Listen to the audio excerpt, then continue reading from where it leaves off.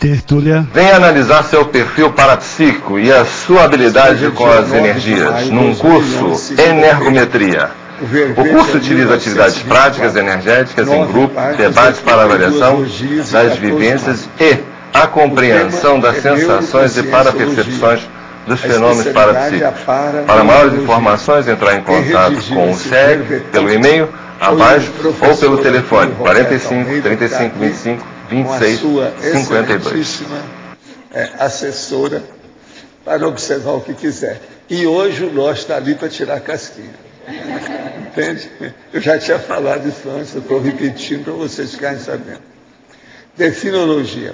A neuroconscienciologia é a neurociência sob enfoque do paradigma consciencial, aplicado ao estudo das manifestações conscienciais através do sistema nervoso e prioritariamente centrada na compreensão do cérebro enquanto órgão de conexão entre a vida consciencial. Gostaria de convidar a todos a participarem do curso 40 Manobras Energéticas, a ser realizado em 4 dias. Estamos em permanente troca energética com pessoas, objetos, ambientes, influenciando e sendo influenciado por estas.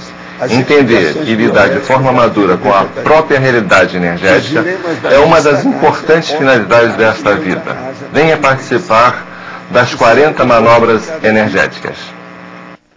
Cognitivas e mnemônicas de origem cerebral. A variação de tamanho cerebral durante o período de a consciência materializada no cérebro e a dependência da quantidade e qualidade das sinapses para viver bem. Isso é muita coisa que tem aqui dentro da fatologia. Eu li só um trechinho. A sinalética parapsíquica avançada e os pares cranianos. O banho energético do amparador, causando arrepios no corpo físico, simultaneamente as repercussões cerebrais orientadoras das cognições e paracognições prioritárias. A confluência do momento evolutivo com o espaço neuromental apropriado para as retrocognições evolutivas, sadias e interassistenciais. Agora, nós temos na argumentologia a neociência com 11 neodisciplinas citadas em ordem funcional para ampliar a noção do impacto das pesquisas em neuroconscienciologia. Todas elas têm considerações específicas, as 11. Muito importante a pessoa ler isso aqui com calma. E na taxologia tem 50 temas já estudados no âmbito das neurociências, passíveis de ampliação pela aplicação do paradigma consciencial. Agora, nós temos ainda, na remissiologia, dos 15 itens, com simples cerebral, exercitação neuronial, irrompimento do paracérebro, paracerebrologia e subcerebralidade. Frase enfática. As pesquisas da neuroconscienciologia promovem a superação subcerebral, a vivência lúcida intracerebral e o abertismo paracerebral, impulsionando a longevidade produtiva do proexista. Você faz pleno uso do próprio cérebro? Sabe como otimizar a qualidade da vida consciencial intracerebral? Qual o nível de estabilização pensênica mantido por você nessa vida? Na bibliografia específica tem a indicação de 9 fontes. Agora, questionamento. A pessoa que está assediada e realiza o estado vibracional apenas uma vez, mas sem o seu autodomínio, pode assim fazer o desassédio? Olha, tudo é possível, né? Porque o problema todo é ela usar a maior força que nós temos, que é a vontade.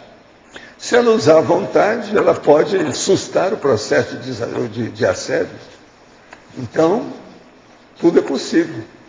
Uma pessoa assediada, ela é enquanto ela quer. Quando ela decide não estar assediada, ela deixa o assédio. O corpo, ninguém consegue dominar o corpo se a pessoa que cresceu, quer dizer, a consciência que incorporou esse corpo e foi com ele governando, Se ela não quer, quem manda é ela. Não tem jeito de substituir aquilo que o povo falava, daquela teoria dos entrantes. Então, um cara está com 43 anos, vem uma consciência, toma conta dele e tira ele. Isso não existe. É impossível devido à fisiologia e à patologia. A coisa mais que é óbvia. Isso é a maior besteira que tem. Agora, outra. As cartas de tarô realmente funcionam ou é apenas misticismo? Como explicar quando as cartas coincidem com a vida da pessoa? É apenas coincidência? Olha, tudo isso é muletaria. Esse negócio de carta, de pêndulo, de cristal, de vela, de ler a mão, tudo isso é muleta para a pessoa que tem sensibilidade para a psique. Ela não precisa disso. Se ela usar a sua sensibilidade, é superior a todas as muletas que ela usar. Agora, os processos que dão certo é o seguinte: qualquer coisa que você faz em certas horas, vão coincidir. Isso é normal. É o que acontece demais dentro da astrologia. Isso não quer dizer que tem influência de astro. É a vovozinha, não tem nada disso. O processo todo é mesmo coincide. Está falando mais ou menos dentro do mesmo ritmo, aquilo acontece, dentro da mesma linha de cognição. De modo que ele não vai nesse bico, não. No livro Projeciologia, o senhor coloca no capítulo sobre parapatologia do holochakra, sexo chakra. Despertamento prematuro das energias do sexo chakra. Seria esse o despertar da Kundalini? De que maneira ocorre? Qual seria a relação desse despertar com o EV? Olha, não é bem assim, não. Esse despertar da Kundalini que o povo fala, quase sempre tem assédio. O que nós estamos falando do despertar do sexo chakra não é isso. Por exemplo, tem aquele menino que está com 4 anos e só pensa em processo de sexo. Tem outro que está com 14 e nunca pensou nisso. Então, um tem o sexo chakra já desperto, já acordou, e o outro não tem. De modo que é isso que nós estamos querendo chamar. Agora, despertar o Kundalini, esse negócio todo, é bom ler, porque isso é assédio. É só ler as coisas aí, que tem uma porção desses orientalistas que falam nisso. Qualquer um que entende assédio vai ver direitinho que despertamento Kundalini, quase sempre que eles falam, é assédio. Processo sério, é bom estudar. Agora, sexo chakra, existe sexo chakra, não tem jeito. É o chamado chakra raiz, é o chakra básico. É esse aí que nós estamos falando. Ele pode estar inativo e pode estar superativo. Agora, ó, existe um outro acréscimo que eu já fiz há muito tempo, há décadas, que é a pré-Kundalini, que é o processo, então, da energia que entra pelas plantas do pé. Isso vai afetar o sexo chakra. Então, a pessoa tem que ver isso, como é que fica. Dentro de certos holopensêmios, a pessoa, se ficar lá, ela pode mexer, ela pode ser mexida no seu sexo chakra. Outro, ao refletir sobre a insistência em as consciências persistirem na religião, cheguei à seguinte conclusão.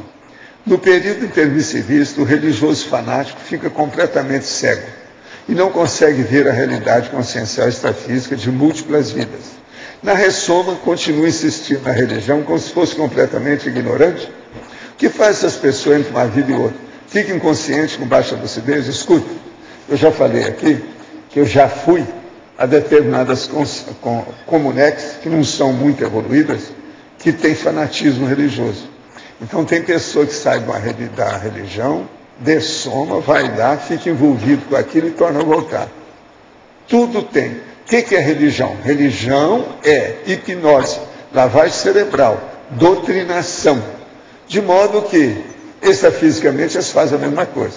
Tem comunex católica, tem comunex israelita, quer dizer, judaica, tudo isso a gente tem que ver. Tem comunex islâmica, árabe, etc. tal.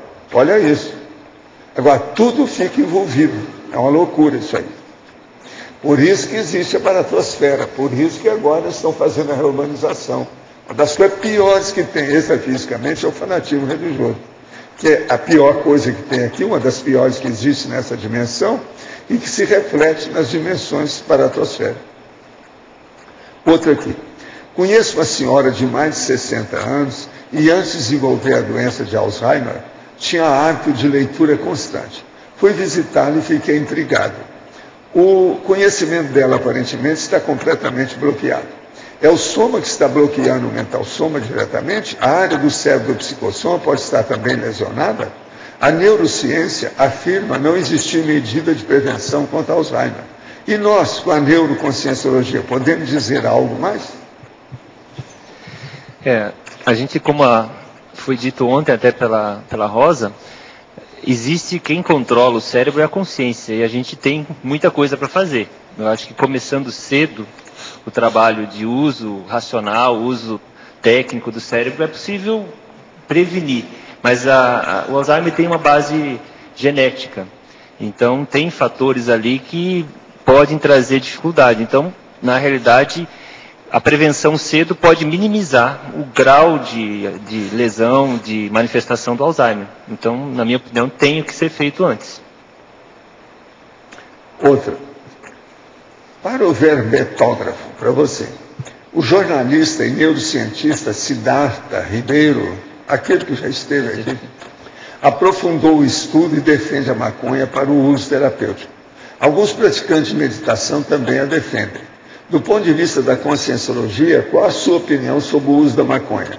Quais são os seus efeitos no soma? Bom, todo uso de droga não é recomendado para estudo de fenômenos da consciência. Nenhum tipo de droga é indicado. Todo estado alterado que a consciência produz, inclusive o estado promovido pelas drogas, deriva de descoincidência do holossoma. Então, existem maneiras técnicas e maneiras mais saudáveis de promover esses efeitos. O que existe aí nessa área da maconha e de meditação, existem estudos mostrando que a pessoa tem uma facilidade, às vezes, de ativar certas áreas através de uso de substâncias. Mas isso é um caminho não recomendado para quem quer desenvolver. A neuroconscienciologia, muito pelo contrário, ela vai propor a pessoa desenvolver potencialidades do cérebro, mas não fazendo uso dessas substâncias. Então, é contra, como a conscienciologia também é. As pessoas menos evoluídas estão em um processo de loop, voltas repetidas, existencial, contínuo, até que recebam estímulo externo. Até um certo ponto, sim. Ou seja, a pessoa que não tem capacidade de decidir, evoluir em algo, só consegue sair desse buraco se alguém ou alguma coisa fizer ver.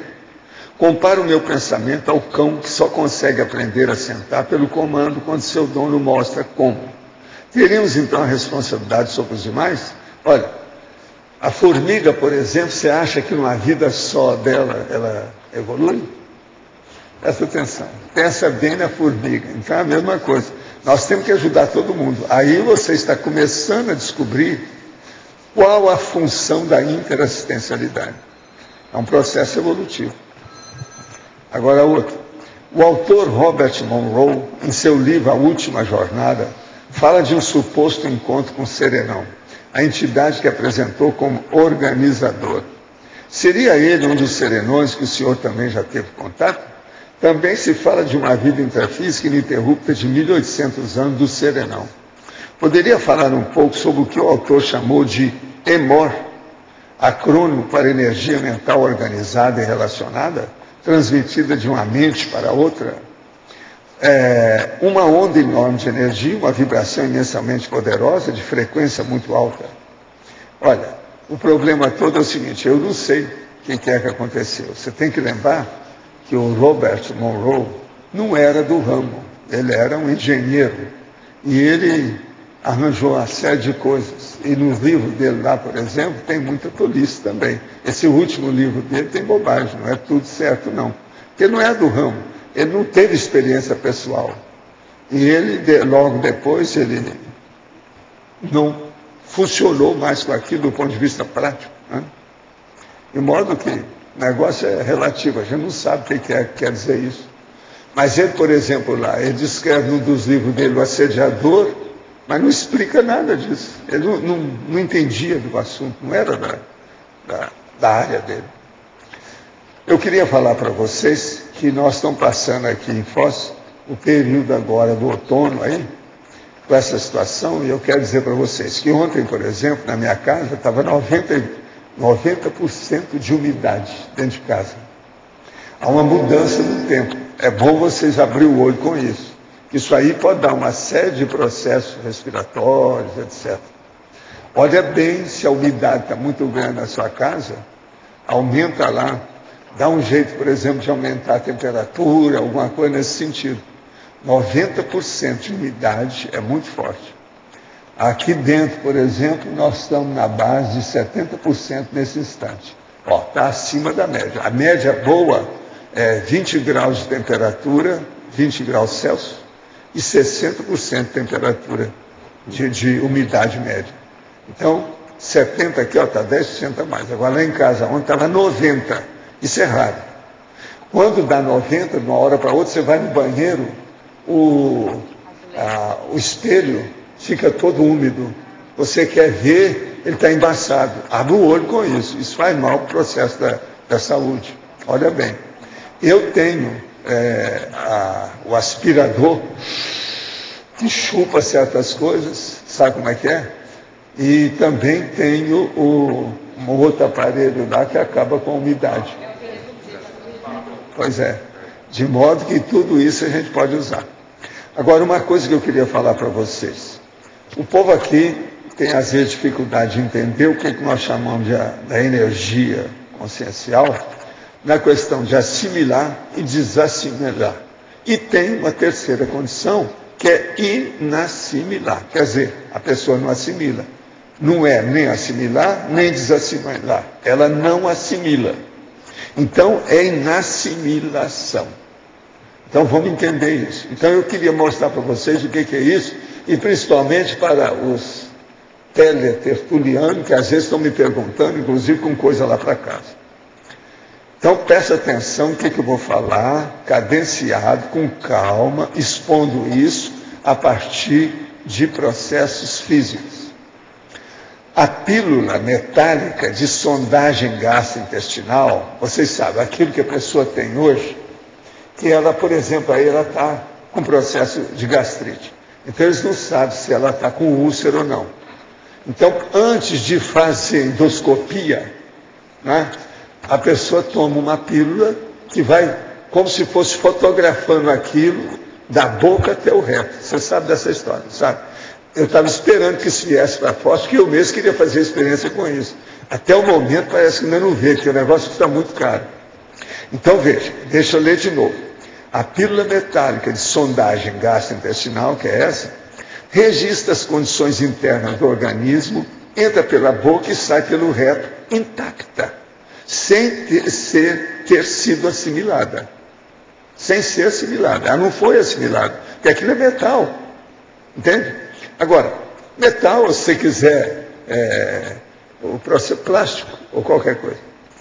Tal ocorrência ocorre também com medicamentos em forma de comprimidos, quando esses medicamentos ou esses comprimidos são grandes e blindados. Por exemplo, a Allegra tem um que é grandão. O outro, Glifage, também tem um que é grandão. Esses tais comprimidos maiores, às vezes, entram e saem intactos no trato gastrointestinal, sem ser absorvido.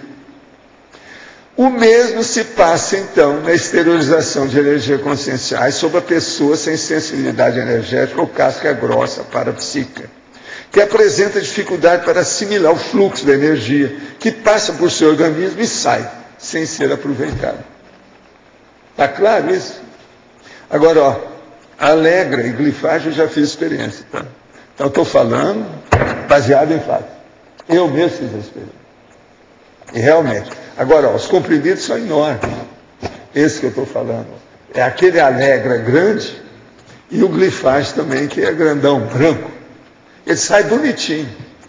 Agora, a propósito, se alguém for fazer a experiência, eu quero lembrar um negócio, não pode ser usado de novo não, tá? Sei lá, entende? Tem muita gente masoquista. Não sou eu tenho que expor isso aqui, né? Bem claro. Sim. O desperto também a gente pode falar de inassimilação ou não? É desassimilação simultânea, a condição da refratariedade, não, por exemplo? No caso do desperto é uma blindagem. Blindagem. Essa blindagem é feita por encapsulamento. Sabe como é que é? Tá, mas agora, até um certo ponto você pode falar que ele não assimilou. Ele... Tá fechado. Alto lá, basta. É um escudo. Chega. é o lado positivo do mesmo fenômeno. Está entendendo? Beleza. Às vezes tem. E nessas coisas. Escuta, depois eu quero conversar com você, o caso do nosso amigo, para ver o que a gente vai fazer. Posso perguntar? Pode falar aqui, ó. Ele está esperando, Roberto. Roberto, tem algumas perguntas aqui na página 52. Sindromologia, você pode falar dessa primeira síndrome, por favor? Essa é uma síndrome que está relatada no livro na neurologia, um fenômeno que ocorre da pessoa relatar como se a cabeça explodisse ela tem essa sensação.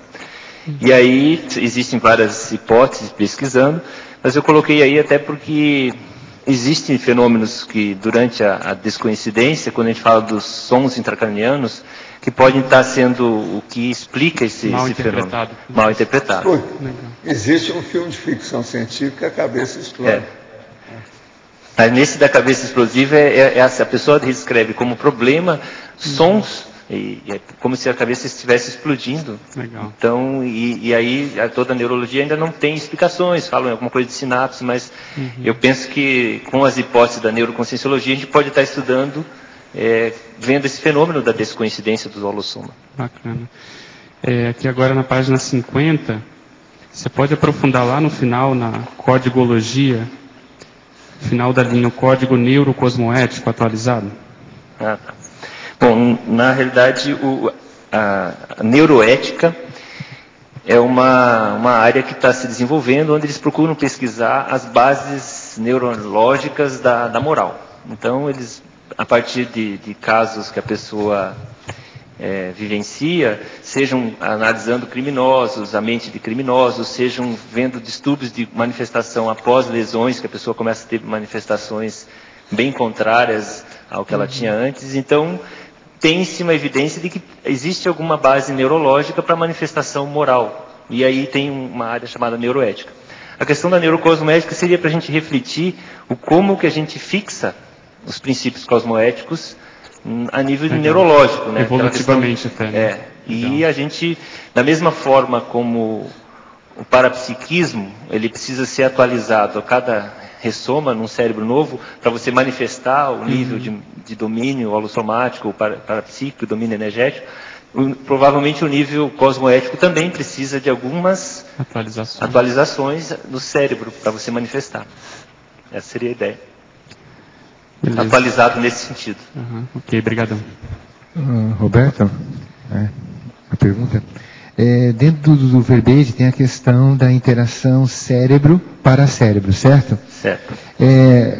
Pelos seus estudos, você consegue mapear no cérebro físico qual que seria a área do cérebro relacionada ou que tem um certo vínculo com o paracérebro? Com uma área específica, né? Essa questão surgiu já há bastante tempo, até de Descartes havia falado sobre o papel da pineal. Mas pelo que a gente estuda, na realidade, o cérebro, ele na realidade vamos imaginar que o paracérebro, ele é além do cérebro, né? Uma estrutura maior ou mais sofisticada, e o cérebro é uma área que está mais concentrada, que, vamos dizer assim, representa ou manifesta essas características do paracérebro. Então, provavelmente não há um ponto específico, provavelmente há uma manifestação difusa das características do paracérebro sobre o cérebro. Essa é a ideia que eu vejo com mais lógica, vamos dizer assim. Não teria um ponto específico. Apesar de que existem algumas áreas que a gente tem que estudar, o professor Valdo chama a atenção a base do esfenoide, que teria alguma coisa para a gente estudar nessa área. Então, tem alguns pontos que a gente precisaria estar estudando, mas não penso que tenha uma área específica do paracérebro sobre o cérebro. Tá. Uma outra pergunta é a seguinte, por exemplo, muitas pessoas colocam que às vezes a pessoa não utiliza toda a capacidade cerebral que uma pessoa tem. O fato de usar essa capacidade mais tem a ver com o processo do paracérebro? Essa questão do percentual do cérebro, alguns neurocientistas consideram isso um mito. É um mito do percentual que a gente usa 10%. Porque na realidade a gente, quando usa o cérebro, a gente usa todo ele. Então, essa é uma versão. Mas existe uma outra ideia. Quando a pessoa passa por algum fenômeno traumático, por exemplo, até tem o caso de uma pessoa que recebeu uma bola de beisebol, ela passou a fazer cálculos matemáticos assim absurdos, aqueles cálculos sem, né? Então, sem calculadora, ela faz cálculos com muitos dígitos e impossível de fazer. Então, aí surge um outro grupo que fala que é possível que tenha áreas que a gente não entenda, que elas estão no normal, não manifestas. Então, e fala a favor de existir potenciais inexplorados. Então, isso ainda é um debate. Aí a questão nossa, do ponto de vista da conscienciologia, é que a consciência é muito mais do que o cérebro. Então, pode ser que tenha alguma forma de configurar o cérebro, através de técnicas ou de forma da pessoa usar o cérebro, que você consiga manifestar mais o potencial da consciência. Aí que eu acho que é o X da questão. Que é a gente conseguir... Como que a gente faz o cérebro manifestar mais potenciais? É isso que o serenão faz. É isso que o serenão, exato. Ele consegue dar um jeito de macetear bem o cérebro. O Rocha está fazendo força nesse sentido. Vamos ver o que vai dar. Roberto, aqui na página 53, no primeiro item, você fala ali do desenvolvimento do neuroconscienciograma, ou a planilha técnica de autoconscienciometria. Você pode falar mais disso? Sim. Essa hipótese aí do neuroconscienciograma, da neuroconscienciometria, ela surge a partir, por exemplo, das qualidades, né? Que a gente vai abordar 3 qualidades que a neuroconscienciologia estuda: a subcerebralidade, a cerebralidade e a paracerebralidade. Então, a partir dessas qualidades, você consegue mapear uma série de manifestações mais otimizadas, vamos dizer assim, trafores, trafares, que você pode ter. E aí é possível você elaborar questionários, né, as perguntas do conscienciograma. Mas o interessante é pensar também nessa questão a partir, por exemplo, de estruturas cerebrais, como o lobo frontal, amígdala, e tem várias áreas, o lobo temporal, o occipital, que são áreas que nós temos e que, conforme a gente utiliza, existem manifestações. Então, o neuroconscienciograma, ele pode fazer perguntas voltadas em cima dessas áreas. Então, por exemplo, planejamento. Como é que está seu planejamento? Pode estar relacionado, então, com o uso do lobo frontal, que é a área responsável pelo planejamento. Então, uma série de questionamentos, a partir do estudo das funções de partes do cérebro, pode gerar questões para o neuroconscienciograma. Então, seria mais ou menos nessa linha. Você fazer perguntas para a pessoa fazer uma autopesquisa do próprio cérebro. Como é que ela está usando as diferentes partes do cérebro. Beleza, obrigado. Roberto, por favor, na 9ª linha de baixo para cima, na página 50, em fatologia, por favor, eu queria que você respondesse: a preservação da identidade apesar das constantes mudanças cerebrais. Sim. Então, esse é um paradoxo da mudança, porque o cérebro, ele, assim como o corpo, né, na realidade, a gente tem a célula, o metabolismo da célula, com a alimentação, com a respiração, a gente vai trocando as substâncias que compõem a nossa estrutura física. Então, provavelmente, esse corpo que a gente está aqui, ele já foi trocado várias vezes. Isso é uma coisa da biologia até. Sim. E o interessante é que isso ocorre em todas as células, claro, o metabolismo celular vai trocando as proteínas, as substâncias, e, no caso, a gente preserva a nossa identidade, apesar de toda a mudança celular. Inclusive, à medida que o cérebro vai mudando as características dele, ele preserva a nossa identidade. Ou seja, uma pessoa em uma condição normal, ela faz isso. Claro que existem patologias que a pessoa começa a perder essa identidade. Então, no normal, a gente consegue manter isso, apesar de todas as mudanças. Ok, obrigada.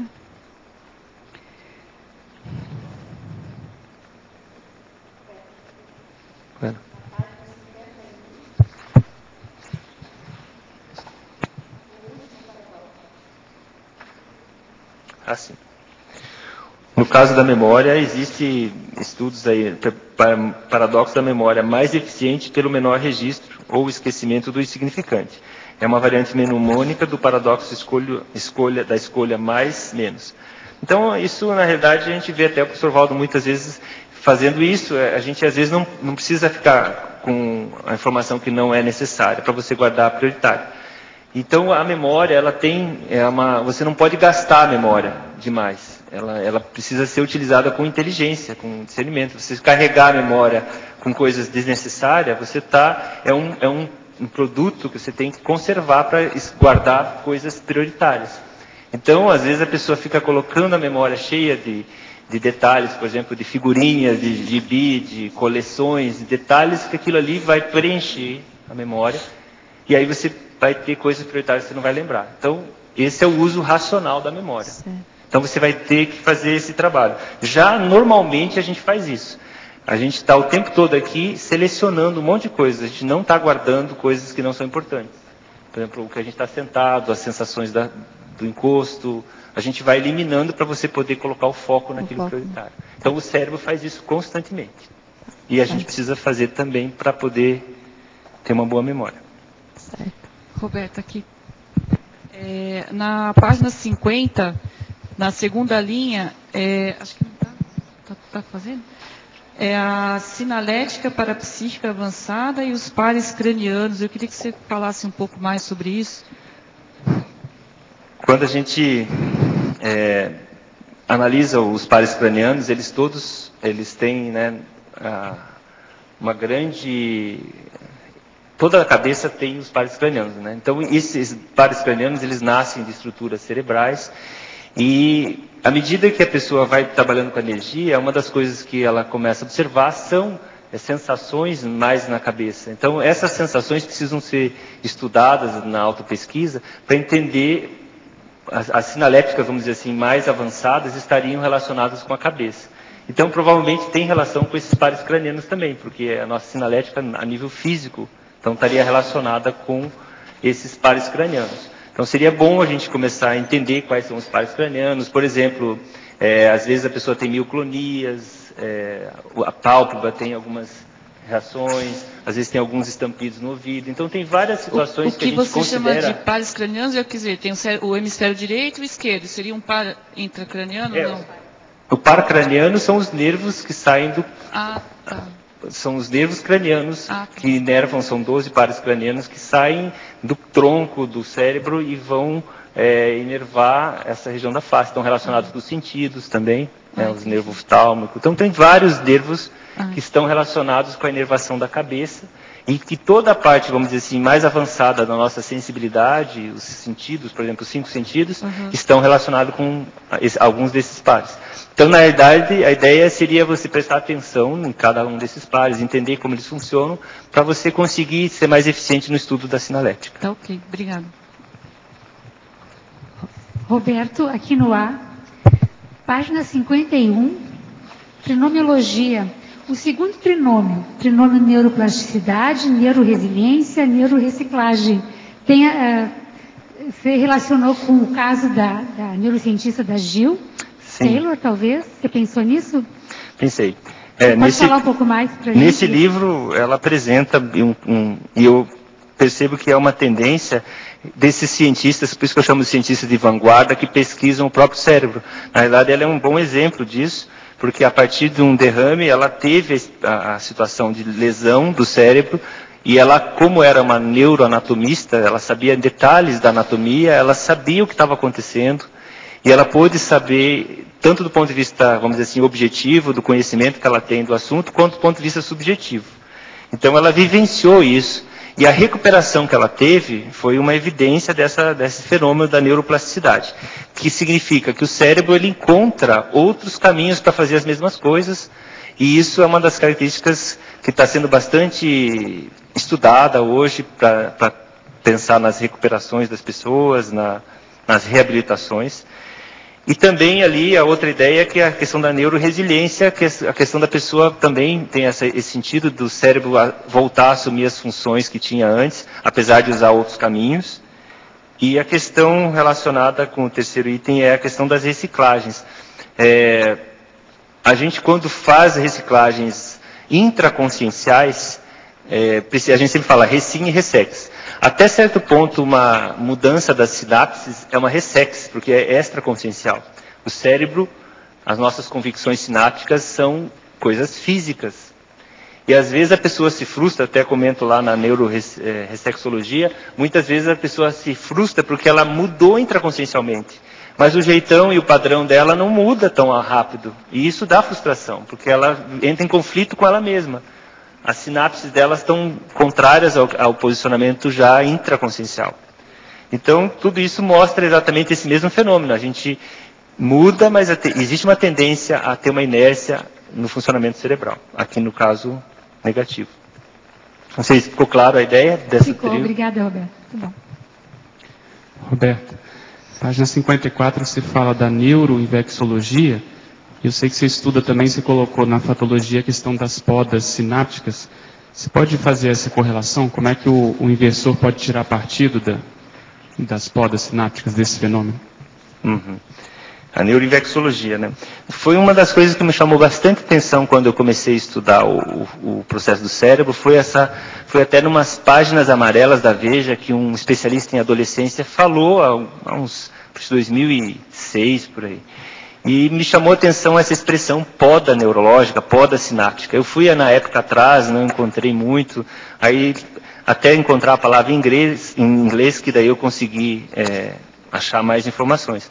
Mas então o que acontece? Existe um processo que, por exemplo, aos 6 anos, para ter uma ideia, 95% do cérebro, o tamanho dele, já é o tamanho do adulto. No entanto, até a adolescência, a área cinzenta ela vai aumentando. Tem um pesquisador aí que fez uma pesquisa interessante, mais de 300 tomografias e ressonâncias, na realidade, para acompanhar pessoas normais nesse desenvolvimento da infância até a adolescência. E ele observou que há um aumento da substância cinzenta até a puberdade. E depois, na puberdade, começa a haver uma diminuição e eles então atribuem essa fase da poda neurológica. Então existe um aumento das sinapses e das conexões entre os neurônios, e isso vai aumentando até a adolescência e depois isso volta. E até os 20 anos, mais ou menos, ocorre, então, uma estabilização disso, substituindo por substância branca e diminuindo. E a ideia é permanecer aquelas que foram mais usadas? Aí que está o ponto crítico. Eu acho que aí a questão, a neuroinvexologia teria a seguinte atenção para isso. Já que existe um período fértil na infância até a puberdade, onde você tem uma série de sinapses sendo feitas, e aí você entra na adolescência, é um período crítico, que as sinapses que não forem usadas, elas vão ser eliminadas. É um princípio do use ou perca. Uhum. Né? Então, se você não usou, você vai perder. Então, ali é uma área interessante para o jovem começar a ver o que ele vai investir. O idioma, por exemplo, é uma área crítica, você aprende melhor nessa fase. Outras habilidades, como instrumentos, habilidades que a pessoa possa desenvolver, ela vai ter esse período fértil. E depois ela começa a perder esse período crítico. É importante a evolução, né? De repente saber disso. Sim, principalmente nesse nível seria interessante técnicas para favorecer isso. Muito bom, obrigado. Segundo a parapsicologia e os exorcistas, existem espíritos que são a energia de pessoas que desencarnaram. E existem os demônios, que são as energias que não podem ser afastadas com a mesma metodologia utilizada para os espíritos. Que a análise da conscienciologia faz disso. Como ela define os ditos demônios e como ela faz para afastá-los? Olha, isso tudo é besteirada danada. O processo é o seguinte: ou a pessoa aceita os processos da energia negativa dos assediadores ou não. Essa que é a verdade. Agora, afastar é a pessoa colocar a vontade dela para dominar o processo, porque todo heteroassédio começa pelo autoassédio que a pessoa permite. Eu pergunto isso, pois um amigo meu está com problema de possessão na família e pediu minha ajuda. Como devo proceder? Penso em ir fora do corpo até o local para examinar a situação. Contudo, o domínio de minhas projeções não passa muito de 60% de projetabilidade.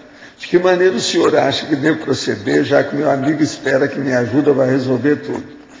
Olha, manda energia para ele. Agora, se puder, você vai lá e vê o ambiente e faz o processo de desassédio. E, inclusive, com arco voltaico, etc. Tal. O processo melhor é ir diretamente e enfrentar. Esclarecer o problema com a pessoa, quem são os responsáveis em torno dela, o ambiente, etc. Tal. Ver o ambiente todo. Ver como é que chegou naquele assédio, naquela possessão. Agora, para você, doutor Roberto, para o verbetógrafo, poderia ampliar mais na terapia, a terapia neurocognitiva sob enfoque do paradigma consciencial, é exemplo de outro importante foco de investigação neuroconsciência terápica? 53. Bom, na realidade isso é uma proposta que a gente vai aprofundar. Eu tenho conversado com algumas pessoas, existe hoje um grande movimento, vamos dizer assim, de pessoas na CCCI, psicólogos que têm identificado na terapia cognitivo-comportamental uma linha muito interessante de atuação, de pesquisa e com grandes possibilidades de fazer correlações com a conscienciologia. Então, como a proposta na consciencioterapia seria ver a possibilidade de usar fazer adaptações dos conceitos para utilizar nas técnicas consciencioterápicas. Inclusive porque algumas dessas técnicas da terapia cognitiva associam também com o cérebro, com áreas do cérebro. Então, a proposta aqui é levar isso, junto com esse grupo de pessoas que estão se especializando, a fazer uma discussão junto ao pessoal da OIC, para a gente fazer uma linha de terapia, uma discussão nesse sentido. Realizei um arco voltaico em uma jovem de 23 anos. E após o mesmo, ela me disse que seu coração disparou. Disse a ela que seria um bloqueio no cardio-chakra. Esperei alguns minutos e apliquei outro arco voltaico. Depois dessa aplicação, ela me falou que o coração não disparou e se sentiu mais leve. Estou certo na explicação que dei sobre as batidas no coração, que seria ou teria outra razão para o fato. Não. O processo aí devia de ser bloqueio. Aí mexeu no processo, tiraram os bloqueios e a situação melhorou. Ela se sentiu melhor. É mais ou menos isso que você falou mesmo. Agora para você. Poderia aprofundar sobre a colocação na antagonismologia, o antagonismo perdas neuronais e aumento da sinapse? Seria possível pela capacidade da neuroplasticidade do cérebro? Ou existem mais formas para entender sobre isso? O processo de maturação do cérebro, ele ocorre em esses dois aspectos. Por um lado, ocorre perdas de neurônios, como nós estávamos falando ali, existem momentos que você passa por podas e perda de neurônios, e também existe aumento das sinapses, das conexões. Então, uma coisa, até certo ponto, compensa a outra. E, basicamente, o processo de amadurecimento, ao longo da vida, isso não acontece só nessa fase importante. O tempo todo a gente está perdendo neurônios e aumentando as sinapses. Então, e o processo de envelhecimento, a própria neurosenescência, vamos dizer assim, o envelhecimento cerebral, caracteriza-se por perdas de células, de neurônios. E se a pessoa não faz o esforço, e aí tem que ser esforço, de fazer sinapses, ela vai ficar demente ou vai ficar com o cérebro pouco útil na terceira idade. Então aí é um aspecto importante. Se a perda ela vamos dizer assim, natural, é um fenômeno da natureza, a perda neurológica, a sinapse é um fenômeno volicionológico, vamos dizer assim. Fazer sinapse depende da vontade. Então esse que é o contraponto. Na página 50, na Codigologia, você poderia explicar o Código Pessoal de Higiene Mental? Poderia ainda compartilhar técnicas e boas práticas para a construção e fixação desse código em comportamentos diários? Então, essa ideia do código pessoal, a partir da ideia do código pessoal de cosmoética, na realidade a gente está especializando esse código pessoal de cosmoética na área da saúde. Então, você pensaria na higiene mental, são os hábitos, por exemplo, o hábito de não pensar mal das pessoas é um código de higiene mental. Então, você teria que começar a mapear certas situações, cada pessoa vai ter suas idiosincrasias, mas são certas coisas que perturbam a pessoa, deixam ela fora da casinha ou fora do equilíbrio dela. Então, essas situações ela tem que tomar algumas providências. Certos assuntos que são gatilhos, que desencadeiam, a pessoa começa a falar daquele assunto, ela fica irritada, Então, se ela tem que cuidar disso, ela tem que ou entender por que funciona assim, e se ela acha que é um assunto que só irrita, a gente começa a falar de futebol, fica irritada, outros falam de política. Então a pessoa vai escolher os seus assuntos que ela acha perda de tempo, porque a pessoa literalmente se autoassedia, ela fica com aquilo perdendo tempo. Então esse código, na verdade, a pessoa vai ter que mapear suas tendências a perder a higiene mental. Quem perguntou isso é uma moça muito extrovertida, alegre, fora de série. O nome dela é Liza Pamela. Você sabe quem é, né? Então está tudo certo, de acordo. Agora, só o nome dela já mostra a extroversão. Liza Pamela. Agora, aí tem uma questão importante, né? Na questão pessoal da juventude, da Invex, é a questão da internet, das músicas, do processo de pesquisas que a pessoa jogos, videogame. Então isso tudo são situações que fazem a pessoa perder a higiene mental. A pessoa entra e aquilo é viciante. Existe até a teoria que a gente fala ali dos memes, que é uma hipótese que é uma coisa viciante. A pessoa é um vírus que a pessoa entra, fica com a música na cabeça o tempo todo, ou fica com aquela vontade de jogar. Então são situações que desequilibram a higiene pessoal. Roberto. Pode falar. Então, Roberto, aqui na página 50, na fatologia, na linha número 8, ali você fala do autoassédio neurogênico. Pode falar mais disso? Sim.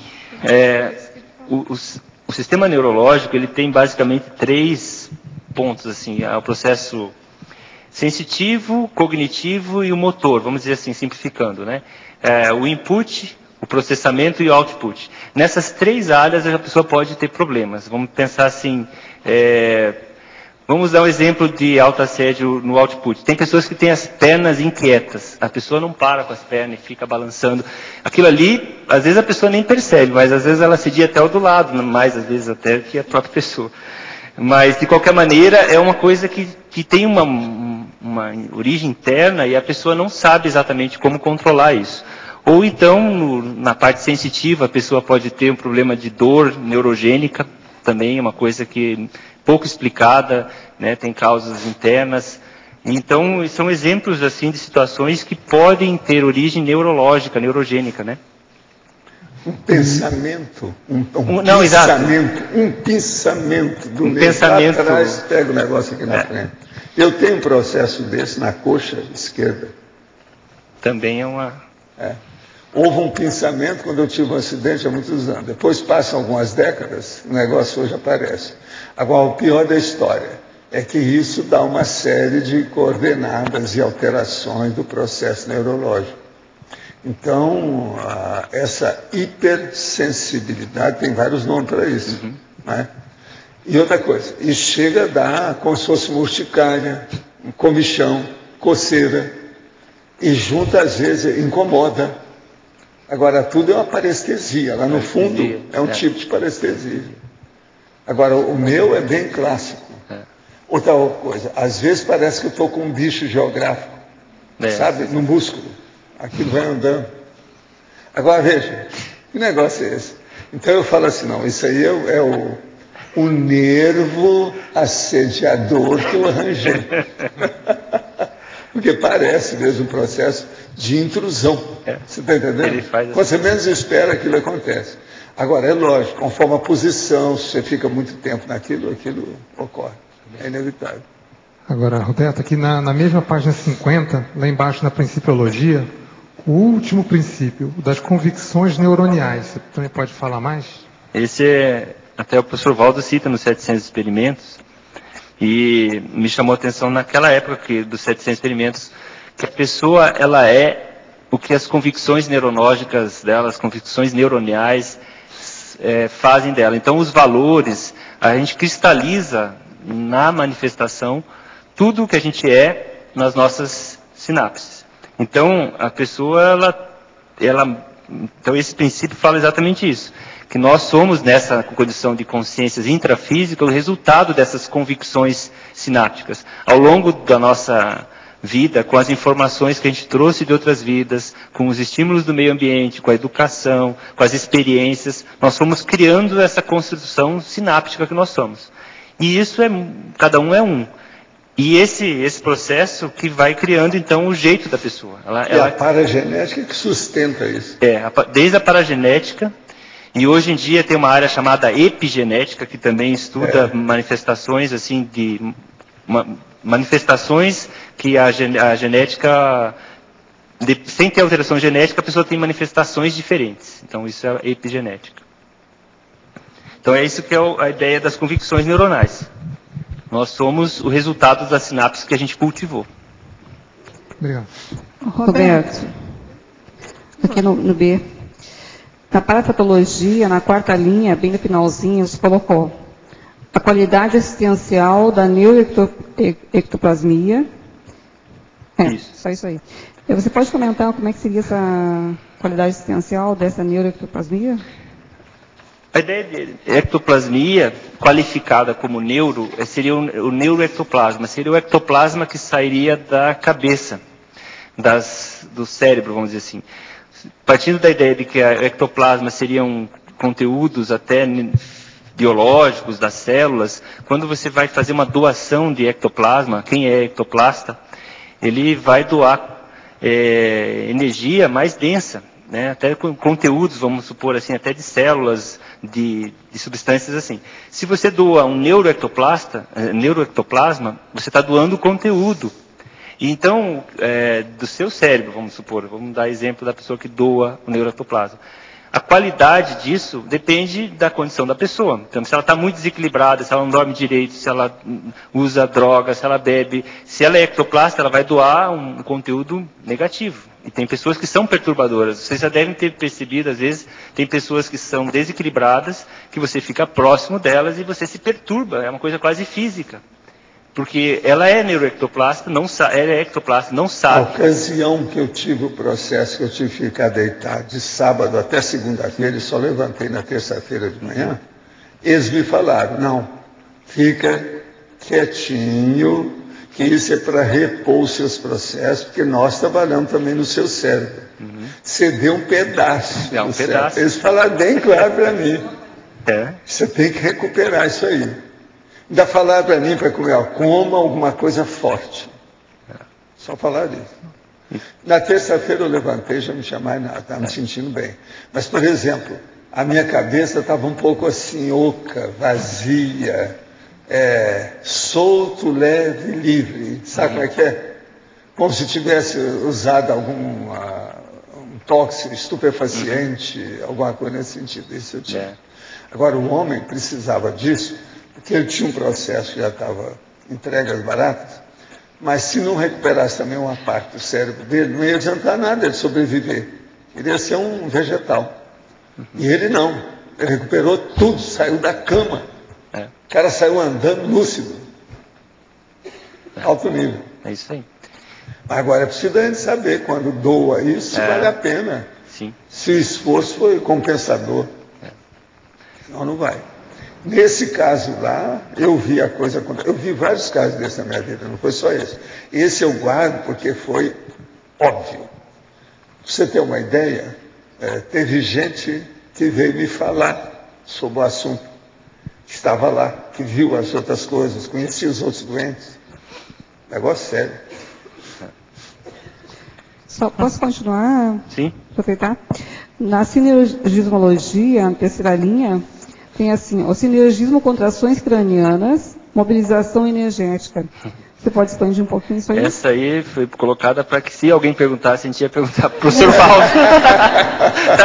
Porque eu sempre observei isso, que nas mobilizações que o professor Valdo faz, eu vejo que há um esforço da caixa craniana. Aí entra todos os nervos cranianos, a situação toda. E outra coisa, o problema todo é a compactação que tem nas contrações. Há contrações no processo. Existe. E não tem outro jeito. Agora, isso por quê? Para fazer depressa. Se fosse um negócio mais devagar, não teria problema. Mas agora, tem que ser uma coisa mais bruta, mais, vamos dizer assim, prática, objetiva. Intensificado. Então, intensifica. Há uma tensão muito séria do processo. E isso, geralmente, é mesmo um problema de contração. Entende? Eu, por exemplo, eu posso deixar Por mim, eu posso fazer a contração também. Mas, por exemplo, você quer ver? Deixa eu só ver aqui. Ó, aqui, ó, eu já estou contraído. Agora, se eu deixar, ó, aqui agora já não sou eu. Por quê? Já está pegando os membros. Eu estou sentindo aqui tudo, ó. Entende? Agora, veja. Ó, aqui já é o enumerador. Entendeu? Agora, a contração, ela existe, ó. Eu estou todo contraído. Se olhar, ó, aqui, ó, está tudo contração. A fáscia látea já puxou tudo aqui. Está tudo, entende? Então, isso, para exteriorizar a energia, é muito melhor. Então, agora, ó, por exemplo, eu posso fazer, quer ver? Deixa agora relaxar. Peraí. Pronto, desarmei. É como se estivesse armado. Desarmei. Agora, por exemplo, eu posso começar a exteriorizar a energia. Sou eu, ó. Agora, por exemplo, vamos ver se... Não, eu coloco aqui. Encaixou, armou. Você está entendendo? Ó, agora é ele, ó. Ó. Agora ele está me mostrando que ó, até o meu braço esquerdo está tudo contraído, tudo aqui. Entendeu? A energia é diferente. Há uma intensificação muito grande. Outra coisa, isso serve para reforço. Você está entendendo? Reforço do campo, reforço para assistência, reforço para o assistente, para o assistido, para o assistente, para o ambiente, para o campo que foi instalado. Então isso é muito sério. Outra coisa, ainda tem aquele outro recurso, que é a central extrafísica. Em cima disso vem a central extrafísica. Então o processo de energia, isso aí, se uma pessoa chegar nesse nível, ela está no caminho para dominar o processo, TENEPS, OFIEX, dispersidade, arco voltaico, mega vaporização, tudo ela vai fazer. Se ela chegar e ela ter consciência disso, claro. Porque há uma diferença de manifestação. Agora, outra coisa. Você pode pensar assim, mas por que é que já de cara já não ocorre isso com a pessoa? Não pode, porque senão altera o sistema nervoso da pessoa. Pode dar um problema para ela. Isso tem que ser com o tempo. Vocês não vão pensando que isso aconteceu comigo de ontem para hoje. São muitos anos. Agora, chega num ponto que aquilo assenta. Para chegar nesse nível de saber isso tudo, com tranquilidade, quer dizer, ocorre o fenômeno e você não fica pensando nele. Quer dizer, ele não criou nenhuma raiz negativa na sua cabeça, sua higiene consciencial não foi perturbada por ele. Isso precisa de muito tempo. Se fizer isso de cara com a pessoa, vai criar problema para ela, devido não só ao sistema nervoso central, mas o neurovegetativo também. Você entendeu, né? Essa aí é que é Roberto, são essas pessoas que às vezes eu peguei a pessoa que era totalmente materialista, deixei comigo durante 2 dias. No fim, a gente deflora a pessoa energeticamente com um processo desse. Sabe como é que é? Às vezes dava resultado. Às vezes eu estava lá julgando energia quando aparecia o avô do cara, que ele gostava demais. E bem claro, e outra coisa, o avô fala como se fosse alguma coisa, ele lê a linguagem labial do cara, entende aquilo, pronto. Aí eu preciso segurar o cara, dar uma água fria para ele, arranjar um jantar, para ele ficar mais tempo com você. Para ele não. Que aí ele começa. Na minha vida tudo foi para o espaço. Todos os meus valores estão sendo julgados dentro de um nível. Isso o cara falando para mim nem em casa. 2 dias depois, comigo, ali. Aonde eu ia, eu levava junto.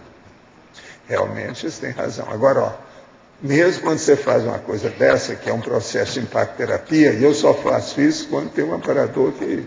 Não, esse aí pode entrar. Dá muito resultado para a pessoa, mas às vezes ela estava tão enrolada que ela não chega depois a aparecer. Por exemplo, nesses casos, eu nunca vi um que escrevesse um livro bom sobre os assuntos, expondo essa situação. Eu nunca vi. E olha, eu tratei algumas dezenas de pessoas desse jeito. Principalmente lá no Rio, no período que eu morei em Ipanema. São mais de 30 anos. Mas não tinha tanto efeito, entendeu? Posterior, os dividendos foram poucos. Como tive toda a sede que manifestou na área do esfenoide, criei um roteiro em relação a desassimilações. Gostaria de saber se é recomendável incluir o próximo a complementário, eu e minha dupla, cujo tema é autoconsciência terapia, nesse processo de retomada de PROEX. Olha, eu acho que seria bom sim. Vocês vão se sentir bem. O processo da complementar ajuda muito a pessoa. Eu conheço a pessoa que é uma psicóloga. O bocejo, quando ocorre na tentativa de praticar o estado vibracional, indica bloqueio. Imaginando uma escala de 0 a 10, onde 0, a consciência desconhece a prática do EV.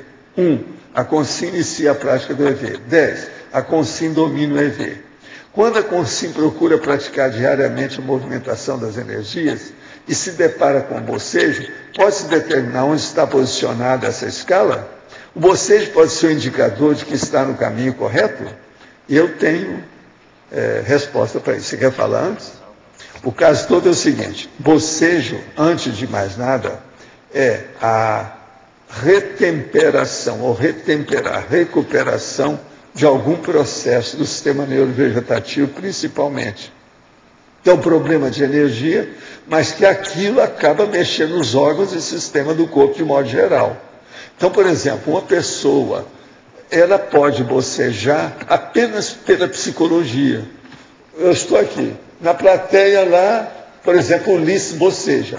Eu presto atenção no bocejo dele, eu posso bocejar aqui como reflexo. Então, isso é muito relativo e não pode seguir como a norma para designar o percentual de energia dentro do estado vibracional. Você não acha? Eu acho muito pouco, é muito superficial. Agora, outra coisa, existem várias causas de bocejo, além disso que eu estou falando. Cada uma tem que examinar por quê. Uma pessoa, por exemplo, que não dormiu bem à noite, ela pode, às vezes, bocejar. Outra, uma pessoa que vem aqui para o tertuliário, para a nossa tertúlia, e comeu demais na hora do almoço, ela pode começar a bocejar. Devido ao processo, uma hora depois, como é que fica? E por aí vai. Há uma série de condições que o bocejo é apenas a apresentação superficial da ponta do iceberg de alguma coisa. Bocejo, na verdade, é uma manifestação, não podemos esquecer, superficial. Não dá para designar as coisas tão profundas igual um processo de EV. Os recentes estudos do cérebro e consciência, os movimentos fisicalistas e mentalistas, estudos e livros do Antônio Damasio, como fica o conceito de plasticidade cerebral e os paradigmas da conscienciologia. Estou falando do caso relatado por Antônio Damasio, o Phineas Gage, que teve o córtex cerebral atravessado por uma barra de ferro e sua personalidade se tornou totalmente diferente da sua assertividade anterior ao acidente. Esse Phineas Gage é um caso clássico que chamou atenção para, vamos dizer assim, o lobo frontal, que é a barra que atravessou o olho e atravessou a face e saiu no lobo frontal. A pessoa sobreviveu com esse acidente e foi o primeiro caso que foi estudado, então, para ver como que a pessoa muda o comportamento dela. Ela mudou a personalidade, ela começou a falar palavrões, ela teve vários comportamentos, ela era organizada, disciplinada, ela começou a ficar com atrasos e uma série de coisas. Então, esse caso dá para quem é materialista a noção e a impressão de que está no cérebro a personalidade, ou tudo que a pessoa manifesta.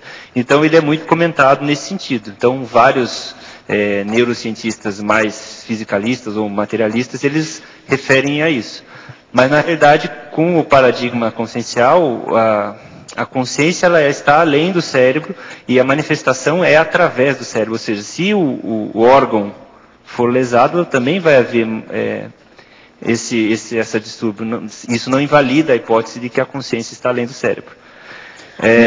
Então, o que acontece nesse debate é que existe hoje, a grande maioria dos neurocientistas são materialistas. A hipótese de que a mente seja algo fora do cérebro, ou no caso nosso, a consciência, é considerada pseudocientífica. Então, existe uma pequena linha de pesquisadores, eu até citei esse livro do Cérebro Espiritual. Ele é um neurocientista do Canadá que está escrevendo fazendo pesquisas convencionais, mas ele é dualista, ele admite que a consciência é diferente do cérebro.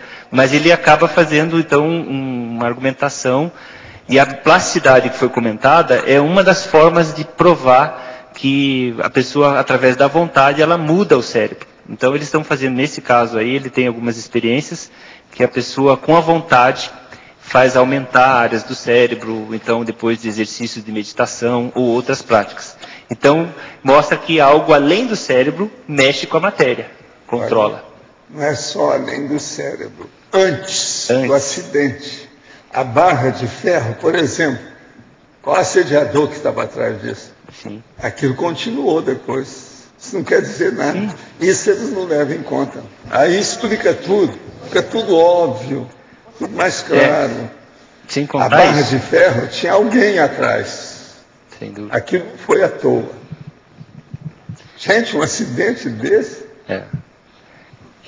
que é maior, isso não é acidente de percurso apenas, isso aí praticamente era para fazer pecado destrutivo. Acabar com a pessoa. Trilhos. Bom. Roberto, eu tenho assim uma porção de perguntas que eu gostaria de fazer. Quero te parabenizar pelo verbete, está excelente, e pelas suas respostas também. O seguinte, há 20 anos atrás, quando eu fiz uma grande cirurgia, pelo pré-anestésico que me deram, eu estar muito lúcida, já dentro da sala de cirurgia, os médicos resolveram dobrar a dose do anestésico e isso me fez uma lesão do lado esquerdo do cérebro. Então eu tive que, o primeiro ano eu não fiz nada em termos de tratamento. Comecei a aceitar desafios de dar palestras sobre espiritualidade. Era um sacrifício muito grande, mas eu consegui cumprir a todas. E em 92, isso aconteceu em 89, em 92, vindo dos Estados Unidos, onde um médico lá disse que eu estava senil, eu me submeti a um tratamento homeopático, 1 ano e meio, a um tratamento neurológico com um neurologista depois desse tratamento homeopático. Isso tudo eu não parei meu trabalho, meus estudos, eu não conseguia ler. E acontecia uma coisa interessante, que eu vou relatar pela primeira vez em público. Eu fui tentar aprender inglês e eu respondi as respostas de inglês, eu respondi em francês. Eu não falo nenhuma dos dois idiomas.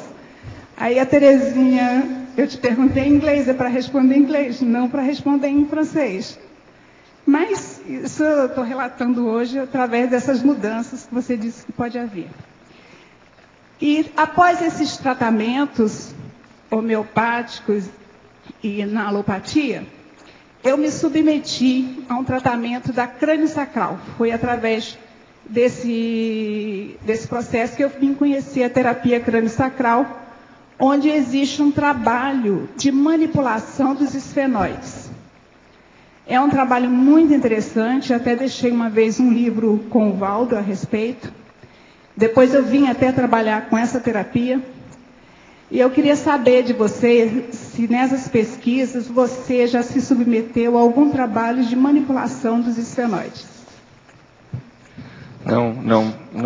Eu só ouvi falar dessa técnica e acho que até uma vez você comentou. Eu não fui submetido a essa técnica. A gente tem o esfenoide, ele é uma área nobre do cérebro, ele passa em vários nervos, a irrigação sanguínea. Então, ele é um osso.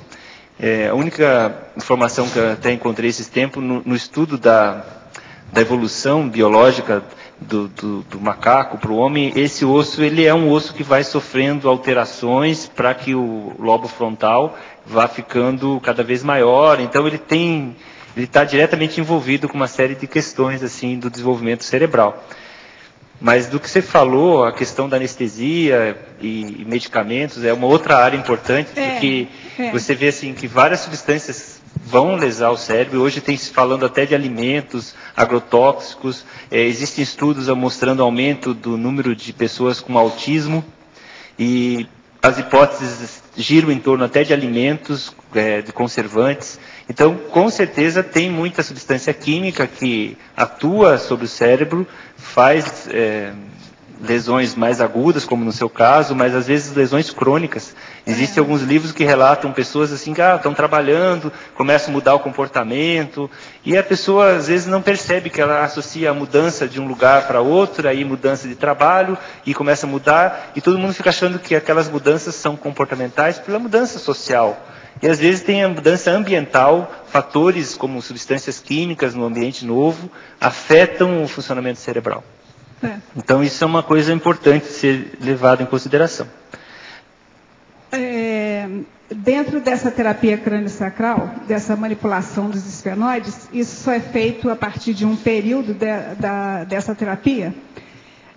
A experiência, tanto que eu tenho, quanto uma colega nossa da Conscienciologia, que é fisioterapeuta e agora está até fazendo a formação de professor desse curso,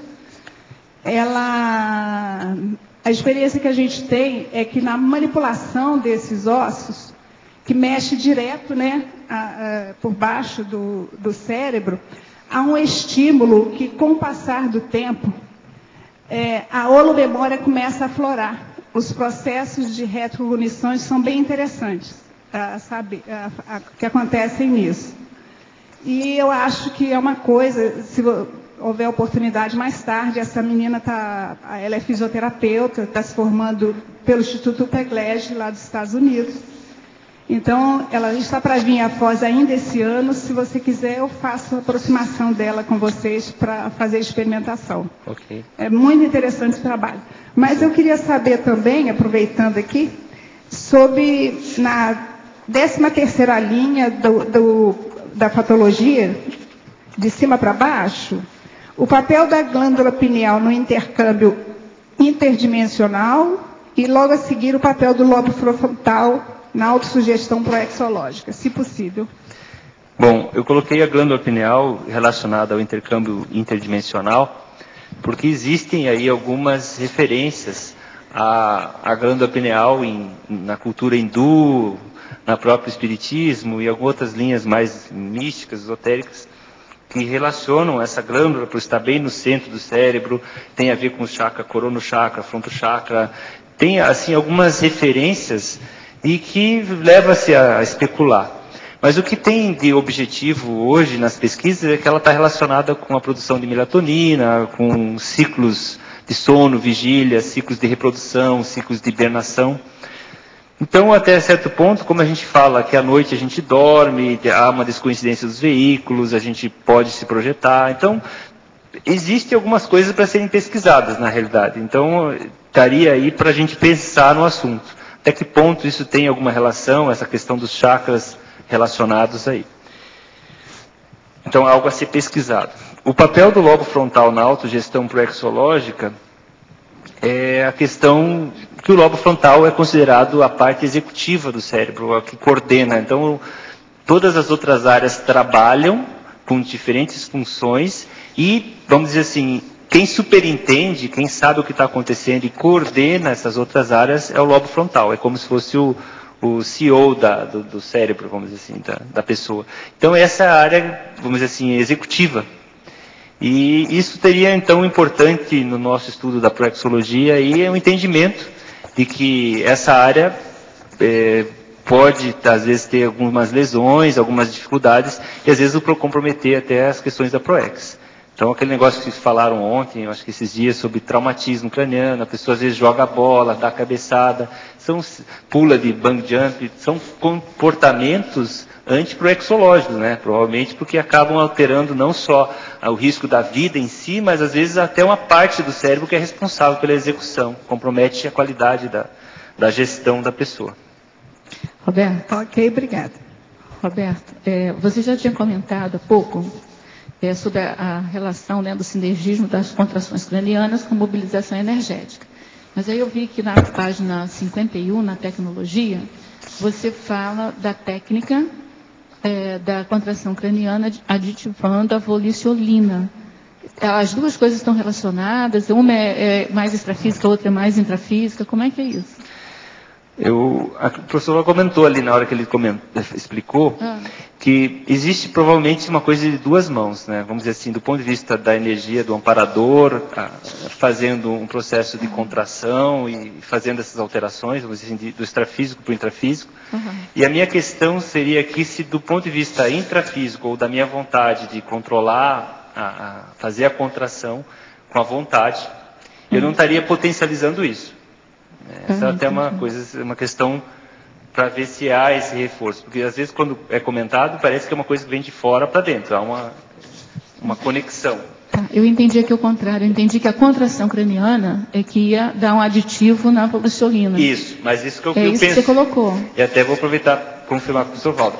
A ideia de que quando vem a contração é uma coisa da consciência, do amparador ou do processo energético sobre o soma. A pergunta é se a gente pode... gente permite. A gente permite, exato.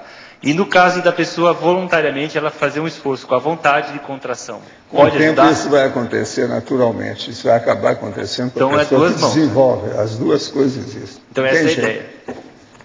Tá. Agora outra pergunta aqui. Posso continuar? Pode. Só um pouquinho. Na página 50, poderia aprofundar na fatologia neuroacese, filtros da neurocognição diurna. Isso aqui é de Lisboa, em Portugal. Duas pessoas estão perguntando. A neuroacese, existe uma linha de... A acese desde a Grécia, lá quando se cultivava, os atletas faziam disciplina para ter uma performance superior, física. Eles faziam uma disciplina com exercício, com controle.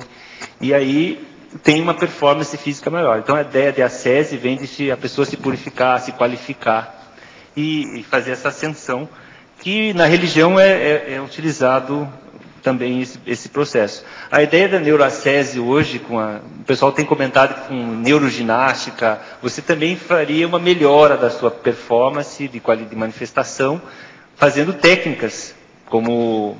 Existem exercícios físicos, mentais, exercícios mentais que você pode melhorar o cérebro. A memória, por exemplo, pode ser trabalhada nesse nível. Então, neuroacese seria esse desenvolvimento. E a outra questão seria... Qual que está? Sim. O filtro da neurocognição diuturna seria que na realidade o cérebro ele é um grande filtro. Nos estudos que a gente tem feito, na realidade, o cérebro ele tem uma função de filtro. Por exemplo, para vocês entenderem que a luz visível que é captada pela visão humana, ela é uma fração muito pequena do espectro de energias eletromagnéticas. Desde das ondas infravermelhas e ultravioletas, ali tem ondas de diferentes frequências que nós não captamos. O cérebro ele restringe isso. Então, na realidade, isso é um aspecto, mas a neurocognição, as ideias que a pessoa pensa no dia a dia e o que ela pensa filtra também. Ela tem, por exemplo, aquela pessoa que para quem tem um martelo, todo problema é um prego. Vocês já viram essa ideia? A pessoa que tem um martelo na mão, qualquer problema é uma cabeça de prego, porque ela quer resolver o problema daquela maneira que ela tem. Então, as sinapses especializadas funcionam fazendo filtros dos problemas. Ela vê sobre aquele ângulo. Então, esse é um problema sério, que é diariamente, quando você conversa com um médico, ele vai dar uma abordagem, conversa com um psicólogo, ele vai ter outra. Cirurgião pensa em bisturi. Já pensa em cortar. Agora, outro. E na parafatologia, a paraneuroproteção. Você expandiu. Essa paraneuroproteção estaria relacionada, por exemplo, com aquilo que foi comentado o EV, por exemplo. Ele faz a pessoa fazer a inassimilação, por exemplo, até certo ponto de certos problemas. É uma paraneuroproteção. Ela protege o paracérebro, protege o holossoma com as energias. Faz um campo. Isso teria uma forma de entender isso. Aqui outra.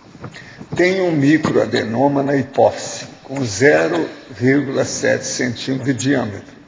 Foi detectado em 2006 e desde então faz tratamento com medicamento cujo princípio ativo é carbegolina, para evitar o seu crescimento. Realizo ressonância magnética anualmente para acompanhar sua condição e ele está estagnado. Em sua opinião, esse corpo estranho na hipófise pode trazer quais consequências?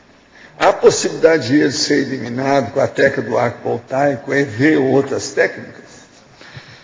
Esse caso, vamos dizer assim, que as pessoas estão contando, traz uma das vertentes da neuroconscienciologia, que seria a pessoa com alguma manifestação neurológica fazer a autopesquisa. Na realidade, ela vai ter que estudar isso, já que ela está fazendo exames, ela está vivenciando o próprio cérebro, está tomando medicamentos, ela vai começar a fazer experimentos.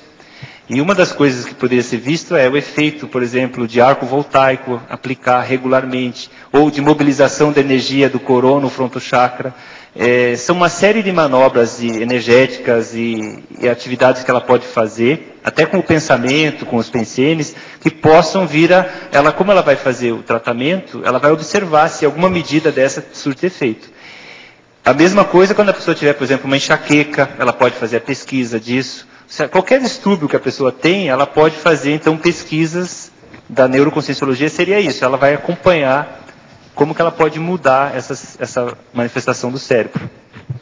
Professor Roberto, verifiquei que durante algum tempo o meu lado esquerdo do corpo começou a apresentar alguns problemas. Por exemplo, hérnia, inchaço no fígado e, por último, fui realizar. Primeiro, o fígado não é esquerdo, tá certo? É direito. E, por último, fui realizar uma limpeza bucal de rotina e apareceu somente uma cárie do lado esquerdo.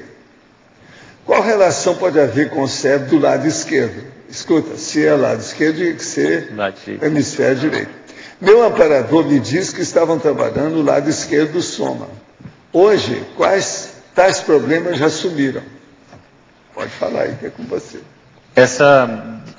O cérebro... Falta decussação das pirâmides. O cérebro é dividido em dois hemisférios e o hemisfério... ele controla o que a gente chama o lado contralateral. Ele faz o controle motor, sensitivo, geralmente do lado oposto. Mas isso é até curioso porque que foi disso, a natureza permitiu a evolução dessa forma. Não tem mais uma clareza até para que foi desse jeito, a biologia levou a essa situação. Mas essa questão da polaridade, isso faz parte do processo consciencial. E até esses dias eu vi o professor Valdo comentando, acho que foi na aula de ontem, isso cria uma situação de oposto do lado direito e esquerdo que no conjunto se complementa. Então existem várias linhas filosóficas que trabalham com os opostos, com o lado direito e esquerdo. Então isso parece que faz parte do processo evolutivo.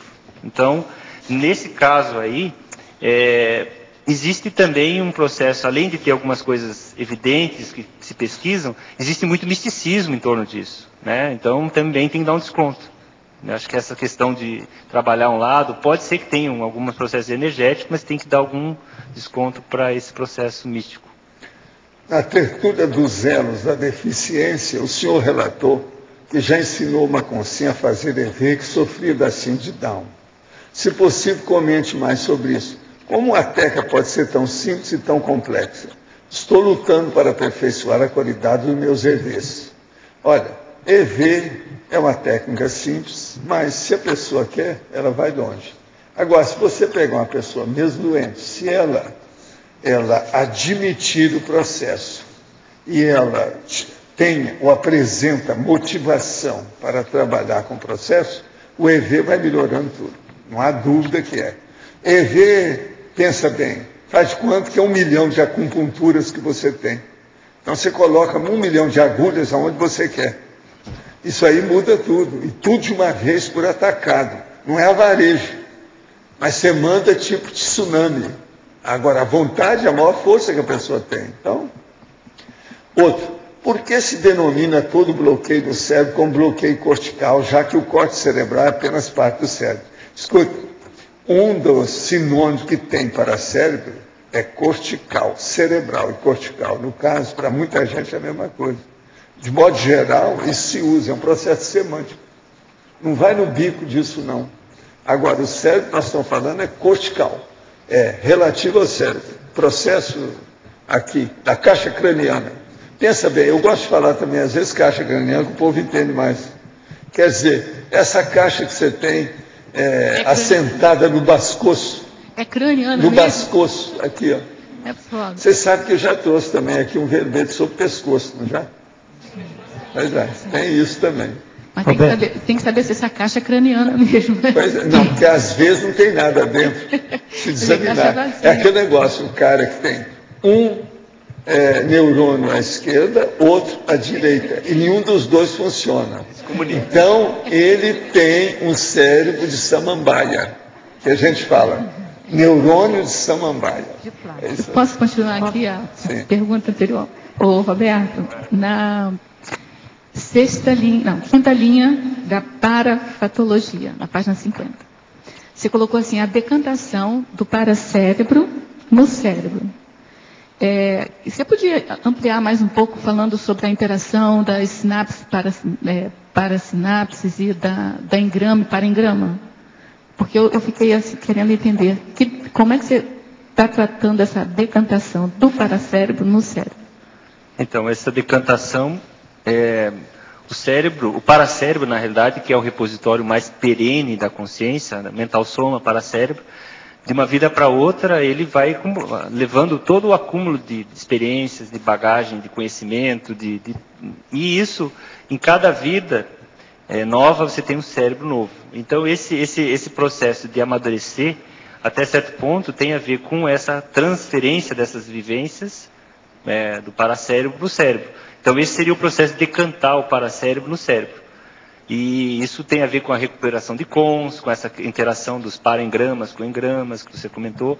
E isso, vamos dizer assim, a gente considera que é uma forma de aprendizado interior que a pessoa tem. Que ela pode aprender exteriormente, pode aprender do extrafísico, né, e aprende de si mesmo. Então, essa decantação é que a pessoa cultiva isso. Algumas pessoas cultivam mais e outras menos. Né? A pessoa recupera mais cons ou menos cons.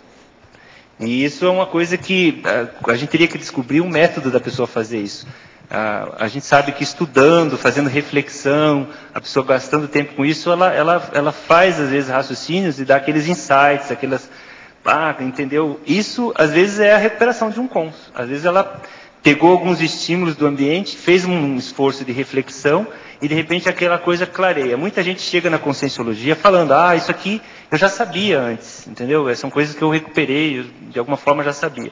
Então tem a ver com isso, essa decantação. Assim, então, se você, por exemplo, recupera um cons, né? Aquilo deve ter sido um parengrama ou uma paraneosinapse que estava pronta lá. Aí você vem com o cérebro novo, se o cérebro é mais potente, mais organizado, você pode... É isso que eu queria entender. Esse decantamento aí seria burilar esse parengrama ou criar outra rede de parengrama? Criar uma rede sináptica. Eu acho que seria, vamos dizer assim, criar um reflexo, um espelho, vamos dizer assim. Grupos, toda essa conexão, esse entendimento. São aqui. Grupos de sinapses e parengrama. Entendi. Obrigada. Roberto, B. O eixo cérebro espinhal é onde se armazena, né, a energia, no caso, né, da consciência. Como é essa interação, esse processo funcional entre a energia armazenada ali, o energossoma e o processo de esterilização? Como ocorre isso funcionalmente? Você fala da energia do energossoma? Sim, do que está lá. Ela está armazenada no eixo cérebro espinhal, e essa interação energética da consciência com outra consciência, com o meio, como é que ocorre isso funcionalmente? Ela está armazenada num processo de esterilização que vai ter o energossoma também envolvido, né, os chakras. Como é que funciona esse mecanismo? O que eu posso falar para você é o seguinte: o sistema nervoso, ele deriva vamos dizer assim, no organismo do ectoderme, da pele de fora. Então ele corre lá durante o desenvolvimento, ocorre uma formação de todo o sistema nervoso a partir da ectoderme. Então, a principal função do sistema nervoso é fazer um contato do meio interior com o meio exterior. Entendeu? Os sentidos, aí o processamento e depois a resposta. Então, claro, se essa é a essência, o sistema nervoso, ele é a essência disso daí, ao longo da evolução, isso se consolidou. Aí, energeticamente, vamos dizer assim, ele é muito potente. Tudo que você fizer com um trabalho consciente, voluntário, ele tem muito mais energia do que as coisas sendo feitas mais passivas, vamos dizer assim, do organismo. Então, eu vejo que usar o cérebro conscientemente, fazer as coisas com consciência, traz muito mais energia nas interações. Qualquer interação que você fizer, se você conversar com a pessoa, se você começar... Tem forma de você fazer isso de maneira mais consciente, com mais energia e com menos energia. Isso deve ter a ver até com a força presencial das pessoas, provavelmente. A forma como a pessoa usa. O Sr. Valdo chama atenção, às vezes, da postura. Então, são coisas assim, não, a postura tem a ver com a postura. Aquilo ali tem a ver com como a pessoa controla o sistema muscular dela. Isso traz uma interação mais energética. Isso seria sistema nervoso, né? Tá lá, você recebe, quer dizer, você se predispõe a uma determinada ação. Aquela energia está armazenada.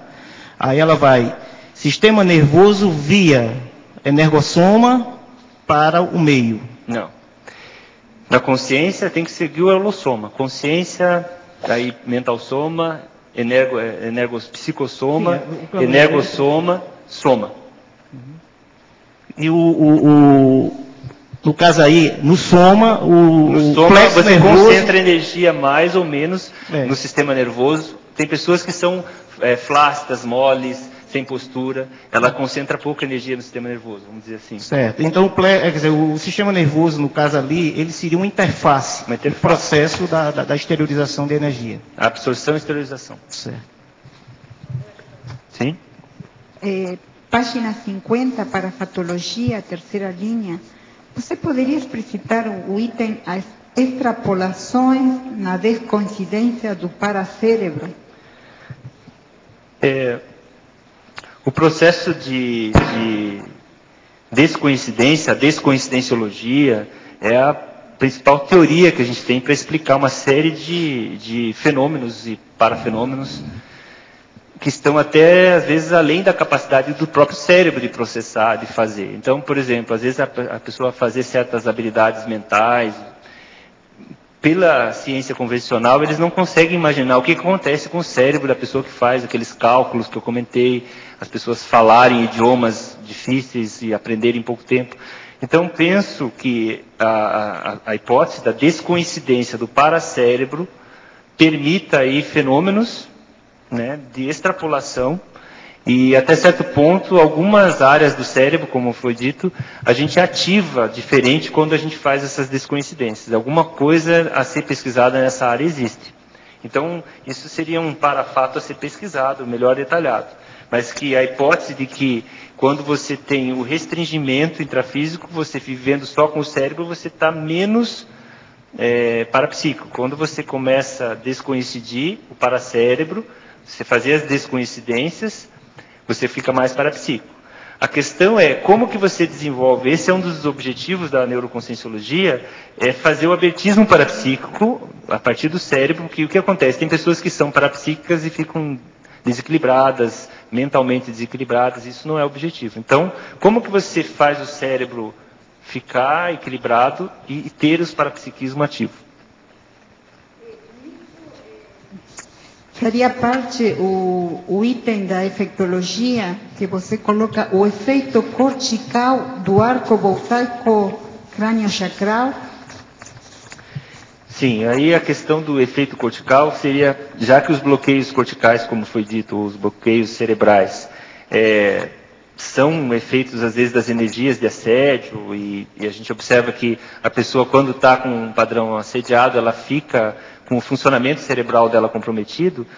O que acontece quando você faz o arco voltaico? Provavelmente o efeito é mobilizar essas energias que estão gravitantes, que estão ali paradas, e com certeza interferindo nesse processo sináptico. São processos químicos, elétricos, bem sutis que ocorrem no cérebro o tempo todo. Então essa energia mais densa, no arco voltaico, você dissipa isso. A descoincidência do paracérebro? Ou, sim, é uma possibilidade, né? Aplicando o arco voltaico, de repente, é uma linha de pesquisa, né? Alguns cursos fazem isso. Promovem, às vezes, até arco voltaico para ver se a pessoa tem alguma... Obrigada. Vocês têm alguma experiência de pessoas que usam Ritalina, que é o metilfenidato, e que estudam a conscienciologia e estão procurando fazer EV? Então, essa questão da hiperatividade, do uso da Ritalina, até tem, eu acho que a Adriana está aí, a psiquiatra, Já foi. A Graça também já pesquisou bastante. Assim, a hiperatividade, o distúrbio de déficit de atenção, eles têm áreas corticais bem identificadas, onde o cérebro ele funciona de maneira diferente. E essas substâncias tentam equilibrar essa área do cérebro.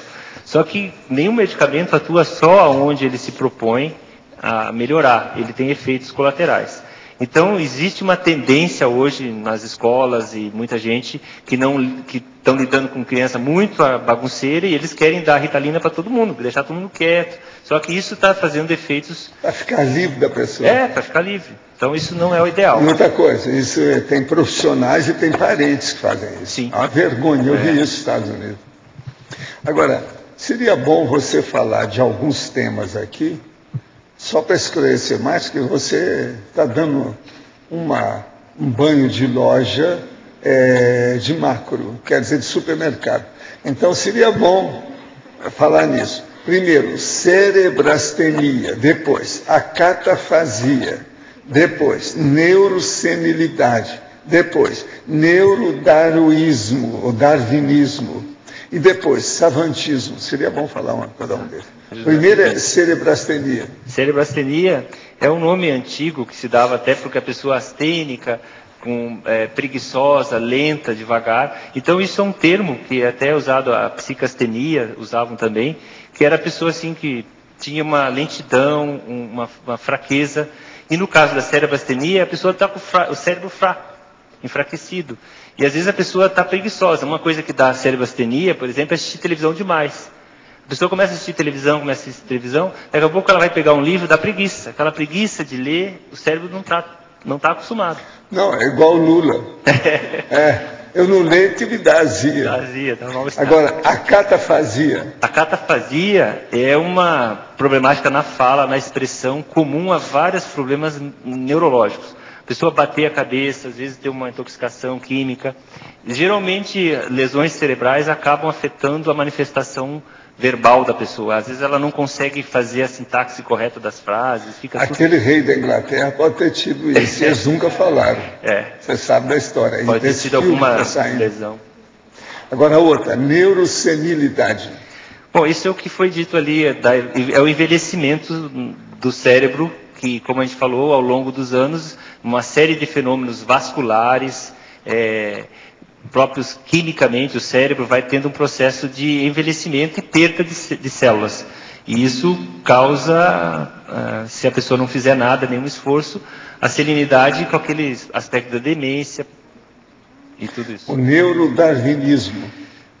É uma teoria que existe sobre o processo de seleção de grupos de neurônios ao longo da evolução. A pessoa vai escolhendo como se fosse grupos de neurônios, desde que a pessoa nasce, por exemplo, eles acham que a pessoa que tem uma tendência, uma vocação para alguma coisa, uma habilidade, ocorre um processo de seleção entre os grupos de neurônios que se manifestam. Então, as habilidades da pessoa, existem métodos para selecionar esses neurônios. Depende do estímulo. Então, por exemplo, a pessoa que recebe uma educação musical, muitas vezes, acaba selecionando neurônios naquela poda lá neurológica, são selecionados, aqueles lá são utilizados, então eles acabam sendo neurônios que ficam, a pessoa tem mais predisposição. Se ela não teve isso, aqueles neurônios não são selecionados. Então há um processo de seleção natural pela educação, pelo meio, dos grupos de neurônios. O outro é o savantismo. O savantismo é o processo começou lá no século XIX, quando foi descrito pela primeira vez o problema do savant, que foi descrito inicialmente como idiota savant, que era o sábio idiota. Savant quer dizer sábio. Então, o savantismo hoje, eles tiraram, no politicamente correto, eles não chamam mais de idiota savant, é o savantismo, para não ser depreciativo. E um exemplo, vocês devem ter assistido o filme He-Man. Ele mostra um exemplo de um savant. E esse savant, ele existiu. O nome dele é Kim Peek. Ele dessomou esses tempos aí, faz uns 2 anos eu acho que ele dessomou. Ele, só para vocês terem uma ideia da curiosidade desse, ele tinha como se memorizado 7.500 livros memorizados. Memória fotográfica. E eu vi um documentário dele, é curioso, porque as pessoas podem perguntar as coisas que ele lê, ele responde, mas ele não sabe do que se trata. Ele só sabe que reproduzir o que viu. Então é uma coisa... É igual aquela criança que trabalha no turismo. Então ele chega lá no Egito, ele está mostrando Mas na hora que ele está descrevendo, essa pirâmide, não sei o que é, uma pessoa fala, e ele para, pronto. Ele tem que voltar no início, contar tudo de novo. É por aí. Porque ele só sabe falar aquilo de uma vez só e não sabe raciocinar o que ele está falando. Não tem condição. É igual criança. Roberto, aqui. Na fatologia, na página 49, na 7ª linha, você fala a variação de tamanho cerebral durante o período menstrual. Você pode explicar isso? Então, o pessoal hoje com as neuroimagens eles estão fazendo vários estudos. Eles fazem desde a criança até a adolescência, e uma das linhas de pesquisa foi fazer durante o ciclo menstrual de várias mulheres e observar, medir o tamanho do cérebro, vários indicadores lá. E observou-se que durante uma fase lá do cérebro existe um aumento do tamanho de algumas áreas cerebrais, próximo da ovulação, e depois na hora da menstruação ele também diminui. Então, hipóteses aí começam a surgir, né? Que a pessoa na hora da menstruação, da ovulação, ela estaria aumentando certas áreas, a atividade em certas áreas que são relacionadas com a procura do parceiro, então a pessoa fica mais falante. Então, essas são as hipóteses que eles levantam, né? A fêmea. A fêmea desperta. Desperta. Então, algumas áreas ficam mais ativas, então é observado a ativação naquelas áreas. Então é um processo bem biológico, assim. Teria a ver com a amígdala também, alguma coisa? Áreas que estão relacionadas com afeto, com a comunicação, áreas que são traços femininos. Agora, é uma pena na hora da menstruação, no período da ovulação, na realidade. É uma pena porque o focinho do homem não é igual de cachorro. Porque senão percebia a distância, né? Os ferormonas também, né? Roberto, tem mais 3 perguntas. Vamos lá.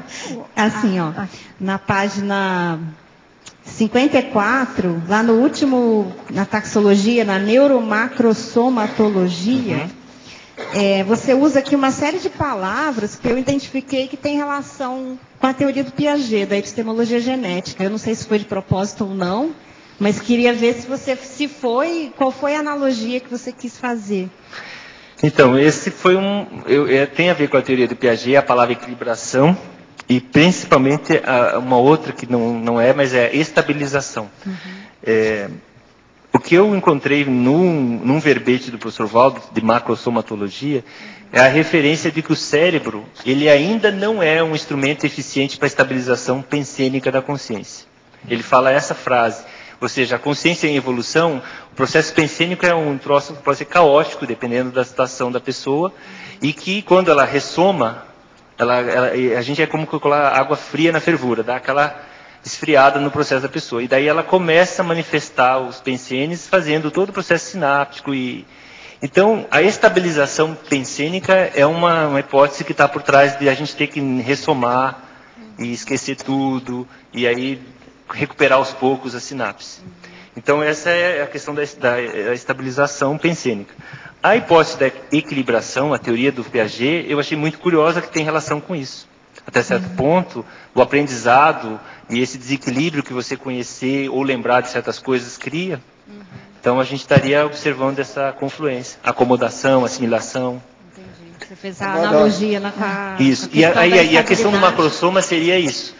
Até que ponto o macrossoma que vão ajudar exatamente a pessoa a estabilizar? Teria algum mecanismo pensênico ou energético que geraria essa estabilidade pensênica maior no indivíduo, né? Exatamente. Tá. Agora, eu quero chamar a atenção que nos temas da taxologia não foram incluídos tudo aqui que se fala sobre neurociências. Tá? Tem muita coisa que não estão. Então, além dessas 50, tem muito mais aí para trás. É só olhar. Então é bom ver. Agora, para o João, eu quero dizer que eu acho que eu te peguei. É o número 34, neuromarketing, é itálico. Essa eu acho que eu te peguei. Roberto, tá certo? Eu queria só, para fechar, tem mais uma questão aqui. Nesse parágrafo mesmo, você fala da função filtrante. Essa função filtrante é aquilo que você estava explicando antes, do cérebro como filtro. Mas não seria bem o cérebro em si, seria mais a habitologia do sujeito, formatando o cérebro dele, fazendo com que ele filtre, que essas sinapses acabem gerando um filtro de tudo que ele enxerga, do que ele vê, do que ele pensa, podendo gerar ou não esse equilíbrio pensênico ou desequilíbrio pensênico, é isso? As duas coisas. Existe um filtro natural pela própria faixa de percepção auditiva, visual, que o cérebro determina isso. Por exemplo, os animais como morcego tem outra faixa de audição. Então, na realidade, os animais subhumanos também. Então, esse é um aspecto biológico, que é um filtro, e aí o aspecto cognitivo de como que a pessoa cria a sinapse também funciona como filtro. Ok. Roberto, aqui no ar, Tânia Guimarães. Página 51. 51. Na seção antagonismologia. Eu tenho duas questões aí nos antagonismos.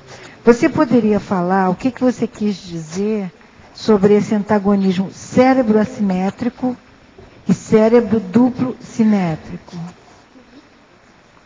Sim, esse cérebro assimétrico e cérebro duplo simétrico surgiu em alguma época uma teoria de que o cérebro era simétrico e tudo era igual. Assimétrico. Simétrico, duplo, né? Simétrico. E com o passar do tempo perceberam, isso foi quando viram mais macroscopicamente. Não, tem 2 cérebros, tem 2 rins, tem 2 olhos, isso então é simétrico. Então o organismo é feito de 2 partes iguais. Isso foi uma hipótese inicial. Mas quando se começou a estudar as funções, as células, viram que eles, na realidade, são assimétricos, são diferentes, apesar de ter parecidos. Ok.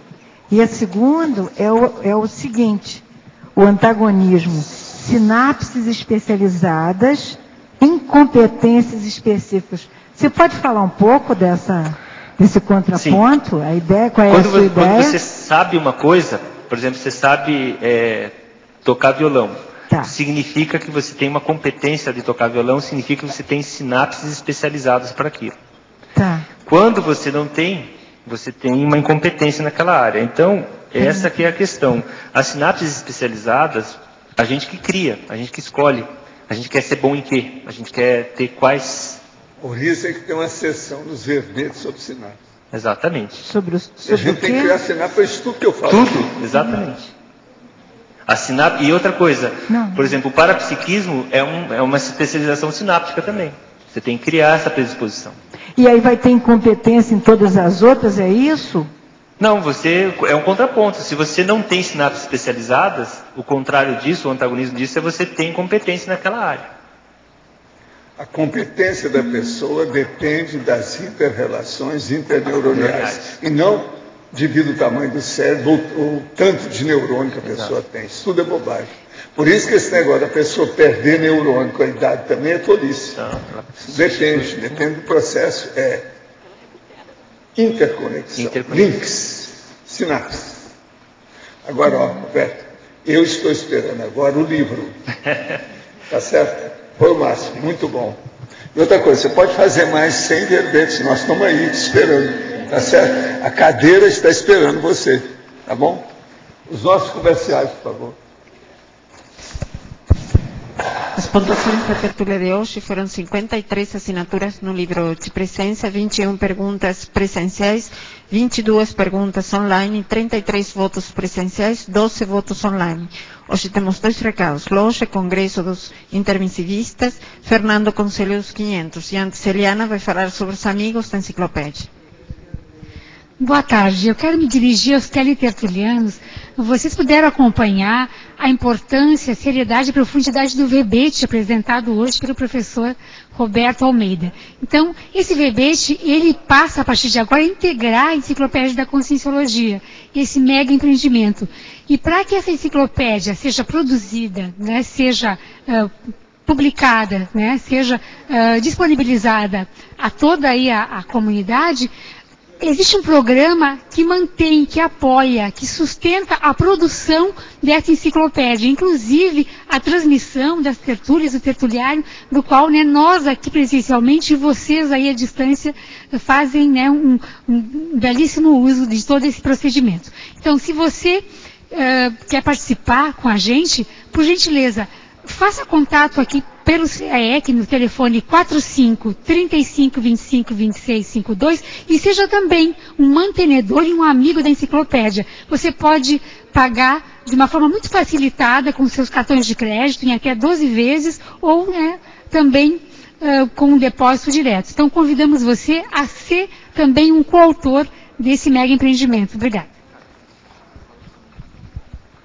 Pessoal, boa tarde. Gostaríamos aqui de convidá-los para o primeiro Congresso Internacional dos Intermissivistas, que ocorrerá entre os dias 22 a 24 de julho. No primeiro dia, no dia 22, uma sexta-feira, nós teremos o curso com o professor Valdo sobre a temática Convite aos Intermissivistas. Então vale a pena todo mundo aí se programar para vir participar. Além da série de conferências que nós vamos ter aqui durante esse final de semana, sexta, sábado e domingo. Tá ok? Então, 22 a 24 de julho, aqui em Foz do Iguaçu, no Discernimento, primeiro Congresso Internacional dos Intermissivistas. Boa tarde a todos. Conselho dos 500, a democracia pura na Cognópolis Foz. Estou aqui representando a Comissão de Gestão do Conselho dos 500 e me dirijo a você que é morador, proprietário, voluntário, trabalhador, empresário aqui na Cognópolis Foz, para que envie os assuntos relevantes de interesse da comunidade para o Conselho dos 500 submeter em assembleia. É só mandar um e-mail para secretaria@c500.org, secretaria@c500.org. A próxima Assembleia do Conselho dos 500 ocorrerá no dia 5 de junho, um domingo, das 15 às 17 horas, no Auditório do Discernimento. Será realizada junto com o primeiro Simpósio Internacional de Democracia Direta, que ocorrerá dos dias 3, 4 e 5 de junho. Então, além de assuntos relevantes sobre democracia direta ser tratado no evento do simpósio, nós teremos também, então, a Assembleia do Conselho dos 500 e o lançamento da pedra fundamental da Ágora Cognopolita. Então, todos estão convidados para participar desse evento e da Assembleia do Conselho dos 500. Exerça a sua cidadania.